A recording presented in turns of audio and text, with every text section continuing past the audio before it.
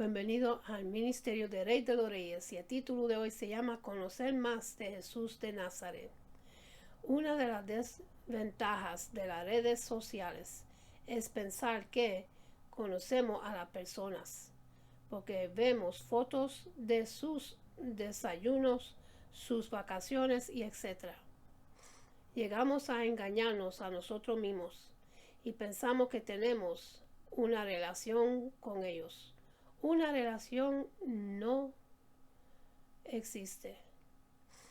Pensamos que al conocer fotos que documentan su vida día a día, que por eso llegamos a conocer a sus gustos. Se nos olvida que la mayoría de los famosos son muy selectivos en lo que documentan en las redes sociales, de tal manera que vemos solo que ellos quieren que veamos. La realidad es otra. Lo que vemos es una vida artificial y no la verdad.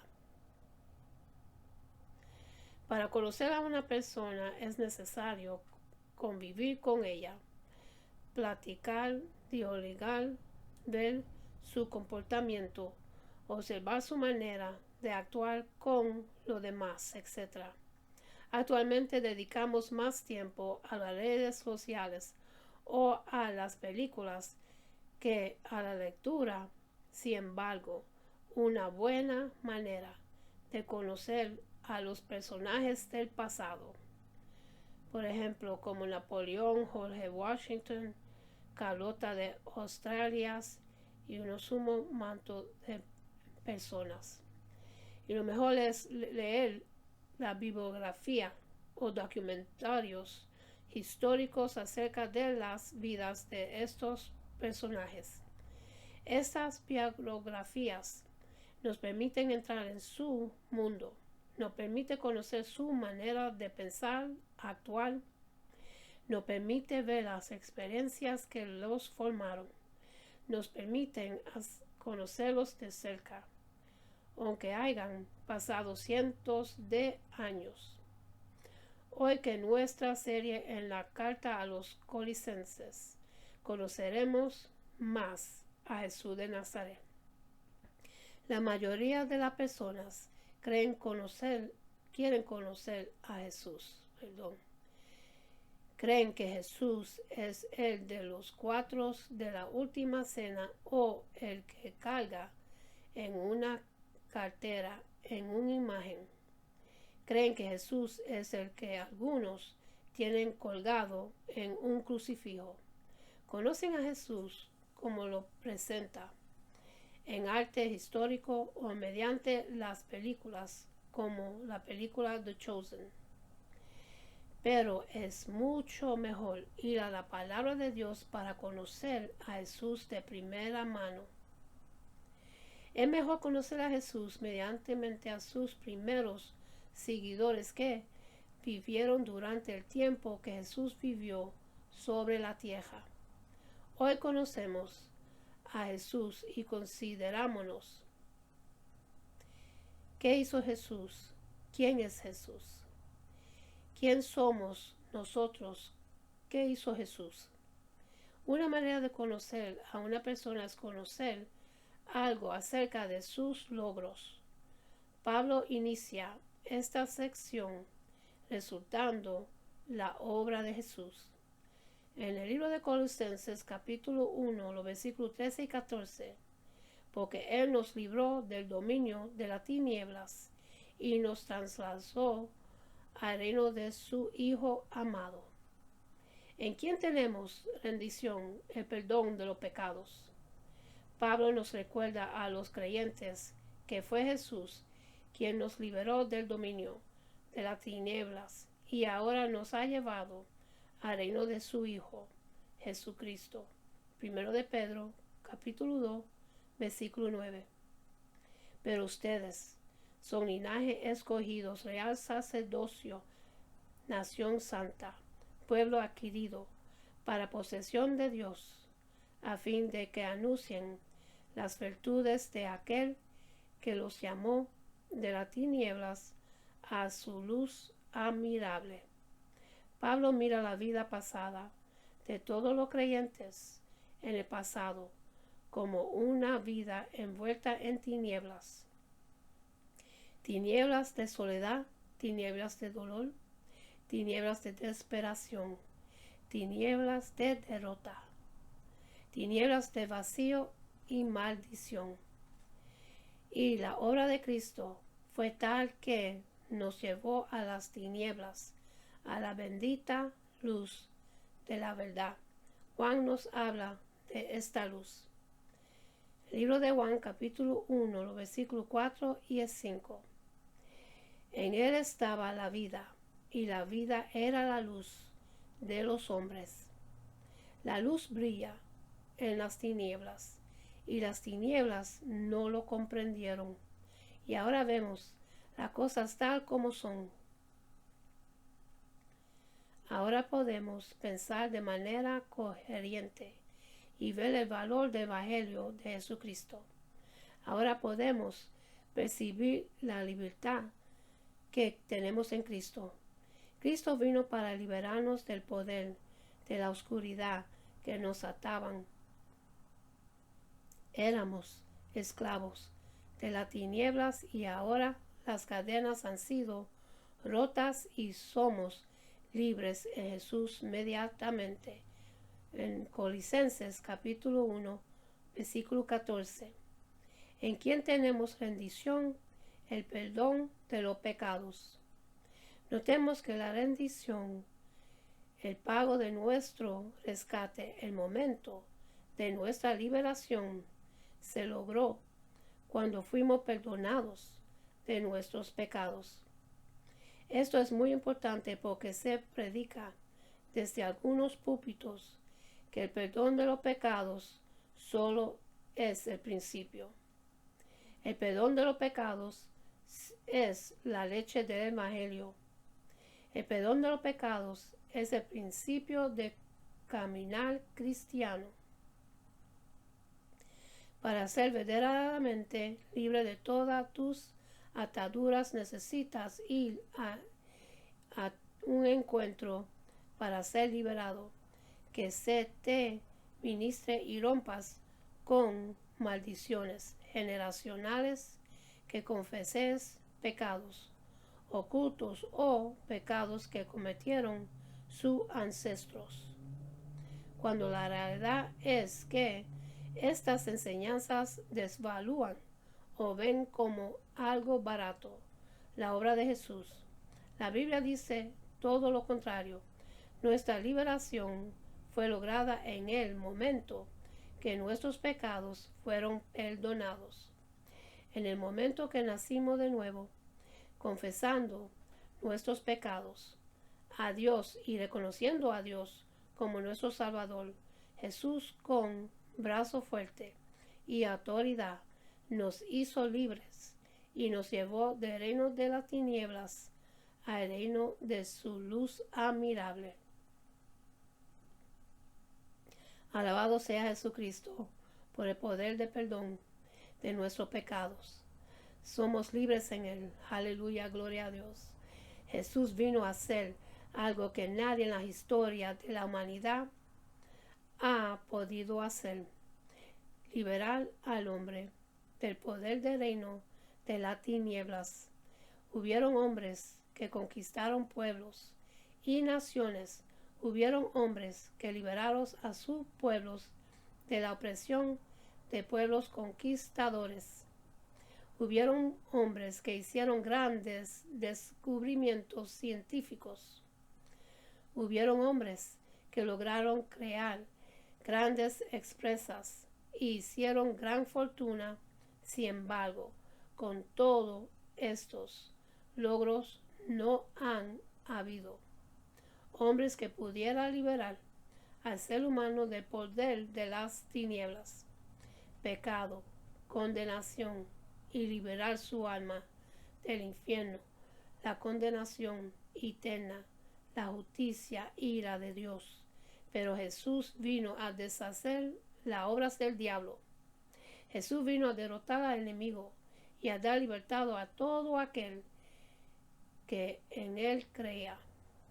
Por tanto, Jesús no puede ser un hombre ordinario, común y corriente. Él tiene que ser algo más. ¿Quién es Jesús? De los versículos 15 hasta el 20, Pablo muestra la identidad de Jesucristo. Nos presenta a Jesús en todo su esplendor y gloria. Jesús es la imagen de Dios invisible. Colosenses capítulo 1, versículo 15. Él es la imagen del Dios invisible, el primogénito de toda creación. Colosenses capítulo 1, versículo 19. Porque agradó al Padre que en él habitaría toda la plenitud. Jesús no es una creación de Dios. Jesús no es un ángel. Jesús no es una criatura hecha por Dios. Jesús es Dios mismo y digno de nuestra alabanza y adoración. Nosotros adoramos a Jesús, le oramos, le exclamamos, nos arrodillamos ante Él, etc., porque es Dios. No lo hacemos ante ninguna imagen, estatua, santo, porque solo Dios es digno de suprema adoración. Jesús lo es y por tanto es digno de ser adorado como tal. Así que Pablo entró con todo. Pablo no se ha limitado. Si algo quiere que entendamos es esto: Jesús es Dios para la gloria de Dios Padre. Por tanto, cuando consideramos la muerte de Jesús sobre la luz del Calvario, nos damos cuenta toda la humanidad está bajo la ira de Dios, porque hemos ofendido a Dios. Sin embargo, Dios vino a este mundo en la persona de Jesucristo, y siendo hombre y Dios, Él va a la cruz para morir y así recibir sobre el castigo por nuestro pecado. Si algo vamos a recordar de esto, recordemos que Jesús es Dios. Jesús es creador y sustentador de toda la creación. Colosenses capítulo 1, los versículos 16 y el 17. Porque en Él fueron creadas todas las cosas, tanto en los cielos como en la tierra, visibles y invisibles, ya sean tronos o dominios o poderes o autoridades. Todo ha sido creado por medio de Él y para Él. Y Él es antes de todas las cosas, y en Él todas las cosas permanecen. Notemos cómo Jesús es quien creó todas las cosas. Cuando la Biblia dice en el libro de Génesis, capítulo 1, versículo 1, en el principio Dios creó los cielos y las tierras. Ahí debemos ver la obra de Cristo. Ahí está obrando Jesús en la creación de todo lo que existe. Él es el creador, no solo del mundo visible, sino del mundo invisible, en particular el mundo de los seres espirituales. Jesús es el creador de todo y todo ha sido creado por medio de Él y para Él. Todo lo que fue creado de acuerdo a propósito de Dios y para su deleite. Veamos cómo nos deleitamos nosotros al ver la creación, una montaña, un valle, el espacio, los planetas, los animales, y los deleitamos pensando ahora el deleite de Dios, creador en todo lo que su misma mano ha hecho. Bendito sea Dios por su poder creativo maravilloso. Ahora vemos que Jesús es antes de todas las cosas. En otras palabras, Él es antes de su creación, porque Él no fue creado, sino más bien es el creador de todo. Y como es el creador antes de su creación, es también eterno y por tanto sostiene toda la creación con su maravilloso poder. Por cierto, aquí vemos la supremacía de Jesús sobre su creación. Por tanto, es triste ver que hay gente que le ora a seres fallecidos. Otros le oran a una imagen de una serpiente o un ugal, como nuestros ancestros indígenas. Y sin embargo tenemos acceso al Creador mismo. No pongamos nuestra esperanza en cosas vanas, sino fijemos nuestros ojos en Cristo, el que sostiene la creación con su gran poder.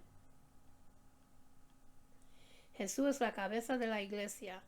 Pablo le escribe a una iglesia, a un grupo de hermanos, que se reúnen semana tras semana para aprender de Jesús, y los motiva con estas palabras.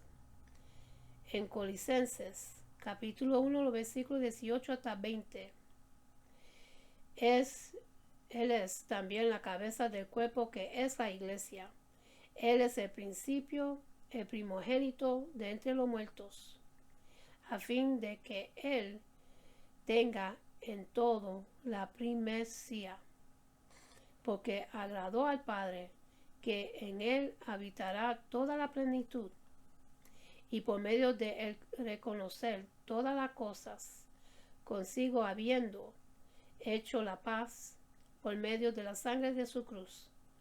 Por medio de Él, repito, ya sean las que están en la tierra o las que están en los cielos. Él quiere que ellos entiendan que Jesús es la cabeza de la iglesia. Él los sostiene, Él los dirige, Él nos ampara, Él los cuida, Él los guarda. La cabeza de la iglesia no es el pastor de la iglesia local, la mesa directiva, el presidente de la convención, ni los obispos o arzobispos, ni el papa de Roma. La cabeza de la iglesia es aquel que le dio vida. Colosenses capítulo 1, versículo 20. Y por medio de él reconciliar todas las cosas consigo, habiendo hecho la paz por medio de la sangre de su cruz, por medio de él. Repito, ya sean las que están en la tierra o las que están en los cielos, Jesús fue quien murió por ella, derramado su sangre en la cruz. Fue Jesús quien nos reconcilió con el Padre, mediante el perdón de nuestros pecados. Por tanto, Él nos constituyó como su iglesia amada, y las puertas del infierno no prevalecerán en contra del pueblo de Dios, que fue comprado por la sangre de Cristo. ¿Quiénes somos nosotros ahora? Si estudiamos la vida del bendito Juárez, podemos aprender de su vida, conocer su infancia, conocer sus sueños y logros, conocer los personajes del pasado. Resulta ser un ejército intelectual. Conocemos la vida de los personajes históricos, pero eso es todo. Pero estudiar la vida de Jesús no es solamente un ejercicio intelectual. Conocer acerca de la vida de Jesús es algo que tiene el poder de impactar nuestra vida de tal manera que rompe el poder de las tinieblas sobre nosotros y nos lleva al reino de la luz de Cristo. Pablo habla del impacto que Jesús tiene en la vida del ser humano. Colosenses capítulo 1, versículo 21 hasta el 23. Y aunque ustedes antes estaban alejados y eran de ánimo hostil, ocupados en malas obras, sin embargo ahora Dios lo ha reconciliado en Cristo en su cuerpo de carne mediante su muerte, a fin de presentarlos santos sin mancha y irreprensibles delante de él. Esto él hará si en verdad permanece en la fe bien cimentados y constantes, sin moverse de la esperanza del Evangelio que han oído, que fue proclamado a toda la creación debajo del cielo, y de lo cual yo, Pablo, fui hecho ministro. Pablo quiere que los colisenses entiendan que la obra de Cristo es viva y eficaz. Este Jesús, quien es Dios, el creador y sustentador y la cabeza de la iglesia, es el mismo Cristo que lo representará delante de Dios como gente santa, sin mancha y irreprensible, como lo hará afirmando su fe en este mundo. En otras palabras, Pablo considera la mortalidad de cada uno de sus lectores. Tarde o temprano vamos a morir. Tarde o temprano vamos a compadecer ante el juez supremo. Tarde o temprano nos presentaremos tras morir ante el juez de toda la tierra. Tarde o temprano tendremos que dar cuentas a Dios. Pero Pablo dice, no teman. La obra de Jesús, que los ha reconciliado con Dios, que ha perdonado sus pecados, que nos ha liberado del poder de las tinieblas, hará que cuando ustedes comparezcan ante la presencia del gran juez, sean declarados santos, sin mancha y irreprensibles. No serían juicio para condenación y juicio, sino para escuchar. El libro de Mateo, capítulo 25, versículo 23. Su Señor le dijo, bien siervo bueno y fiel, en lo poco fuiste fiel, sobre mucho te pondré, entra en el gozo de tu Señor. Y eso es una palabra que todos nosotros deseamos escuchar, que el Señor nos diga a nosotros. Y esta obra, Cristo lo está haciéndolo en cada uno de nosotros de manera progresiva, santificándonos, enseñándonos, afirmándonos en nuestra fe. De aquí vemos la importancia de vivir semana tras semana para alimentarnos de la palabra de Dios, de comida sólida y no de dulces, comida chatarra que solo agrada al oído, pero que no nutre nuestra vida espiritual. Hermanos, entre más conocemos a Cristo, nos damos del gran Dios a quien servimos y nos guarda con el poder de su mano. Con esto termino, mis hermanos, y para los que quieren recibir a Jesucristo en su corazón, repiten conmigo la oración de salvación para que su nombre esté escrito en el libro de la vida y para que tenga la bendición de tener a Jesucristo en su alma, en su corazón. Él es el único que puede llenar ese vacío que tenemos en nuestros corazones. Muchos de nosotros sufrimos por no tener amor. Muchos de nosotros sufrimos por no tener la paz, lo cual que solo Dios lo da. En recibirlo en tu corazón, te llena con el Santo Espíritu Santo de Dios, lo cual te ayuda, te guía y te instruye en todo. y te da la paz y el amor que tú nunca has tenido en tu propia vida, lo cual en muchos de nosotros vamos buscando en los sitios equivocados porque no sabemos lo cual grande y poderoso es Dios. Y ahora la oración comienza así.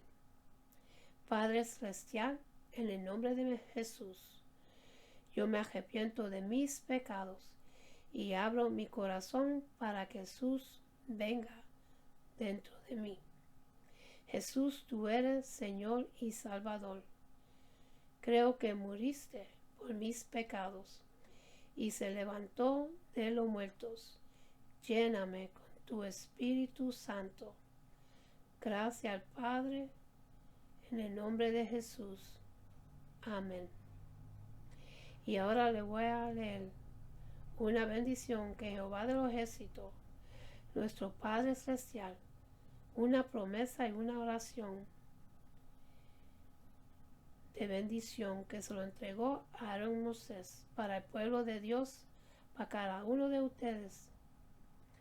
Y esto se consigue en el libro de Números, capítulo 6, versículo 24 hasta 26. Y dice así: Jehová te bendiga y te guarde. Jehová haga resplandecer su rostro sobre ti y tenga de ti misericordia. Jehová hace sobre ti su rostro y ponga en ti paz. Mis hermanos, yo le pido que tenemos que buscar más de Dios. Todo lo que está en su palabra está sucediendo hoy en día delante de nuestros ojos. Tenemos que unir la palabra de Dios y busquemos más de Dios porque Cristo viene pronto. Él viene bien pronto. Todas las señales están sucediendo hoy en día. Abren sus Biblias y busquen del Señor. Por favor, búsquenlo antes que sea muy tarde.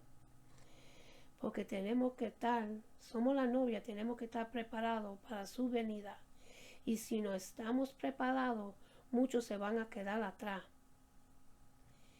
Y los otros que son fieles a Él, Él se lo lleva con Él. Con esto lo dejo, que Dios me lo bendiga y me lo guarde. Que tengan una buena noche y buen amanecer. Y acuérdense a darle gracias a Dios por otro día más de vida. Hasta la próxima. Amén.